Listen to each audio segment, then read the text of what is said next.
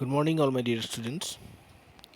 जैसा कि आपको पता है कि हम चैप्टर नंबर 6 व्याकरण बुक से संज्ञा के विकार कर रहे थे, जहाँ पर हम संज्ञा किस प्रकार परिवर्तन होता है यानी संज्ञा की किस तरह से रूप बदलता है उसके बारे में हम जान रहे थे। तो चलिए शुरू करते हैं। पिछले कक्षा में मैंने आपको पुल्लिंग के बारे में बताया था, तो आज मैं आपको स्त्रीलिंग के बारे में बताता हूँ। जैसे कि लिखा है, स्त्रीलिंग जिन शब्दों से स्त्री जाति का पता चलता है उन्हें स्त्रीलिंग कहते हैं, जैसे चाची, माँ, नौकरानी, कुर्सी, चिड़िया, नदी आदि। तो स्त्रीलिंग की पहचान किस प्रकार की जाती है?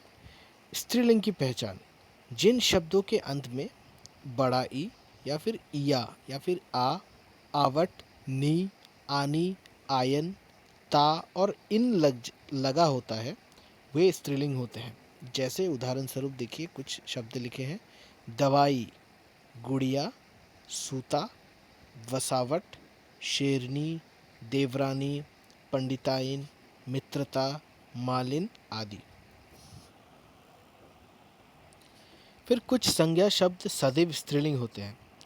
जैसे कि मैंने आपको पिछले कक्षा में बताया था कि कुछ संज्ञा शब्द हमेशा पुल्लिंग होते हैं, इसी तरह आज हम जानेंगे कुछ ऐसे संज्ञा शब्द जो सदैव स्त्रीलिंग होते हैं। जैसे प्राणी जगत में मक्खी, कोयल, मछली, मकड़ी आदि। उसी प्रकार अप्राणी जगत में,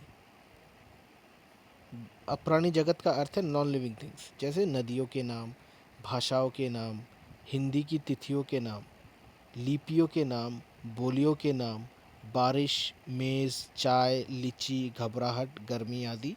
ये हमेशा स्त्रीलिंग ही होते हैं। अब कुछ संज्ञा शब्द दोनों लिंगों में एक समान रहते हैं, मतलब ऐसे भी कुछ संज्ञा शब्द होते हैं जो पुल्लिंग और स्त्रीलिंग दोनों में एक समान रहते हैं। जैसे राष्ट्रपति, प्रधानमंत्री, इंजीनियर, डॉक्टर, सभापति, सैनिक, खिलाड़ी आदि। ऐसे शब्दों को उभयलिंगी कहते हैं। साधारणतः ये शब्द पदवाची यानी पदों से संबंधित होते हैं। फिर से मैं दोहरा देता हूँ कि कुछ संज्ञा शब्द ऐसे होते हैं जो दोनों लिंगों में एक ही समान रहते हैं। उन्हें हम क्या कहते हैं? उन्हें हम उभयलिंगी कहते हैं। उदाहरण स्वरूप जैसे राष्ट्रपति, प्रधानमंत्री, इंजीनियर, डॉक्टर, सभापति, सैनिक, खिलाड़ी आदि। तो चलिए आज हम कुछ लिंग बदलने के नियम सीखते हैं, किस तरह से पुल्लिंग को स्त्रीलिंग में लिखा जाता है। पहला है शब्द के अंत में आए अ को आ बनाकर, जैसे सूत, सूता, शिष्य, शिष्या, छात्र, छात्रा, महोदय, महोदया। फिर अंत में आए अ या फिर आ को बड़ा ई बनाकर, जैसे पुत्र, पुत्री, देव, देवी, बकड़ा, बकरी, दादा, दादी। फिर तीसरे नंबर पर है अंत में आए आ को इया बनाकर, जैसे बूढ़ा, बुढ़िया, चूहा, चूहिया, चिड़िया, चिड़िया, डिब्बा, डिब्बिया।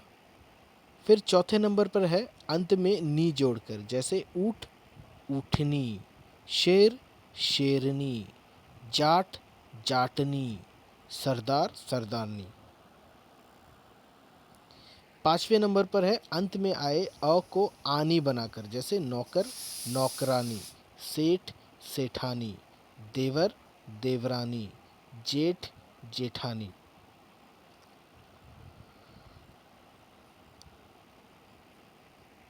छठे नंबर पे है अंत में आए बड़ी ई को इन बनाकर, जैसे धोबी, धोबिन, माली, मालिन, पुजारी, पुजारिन, मालिक, मालकिन।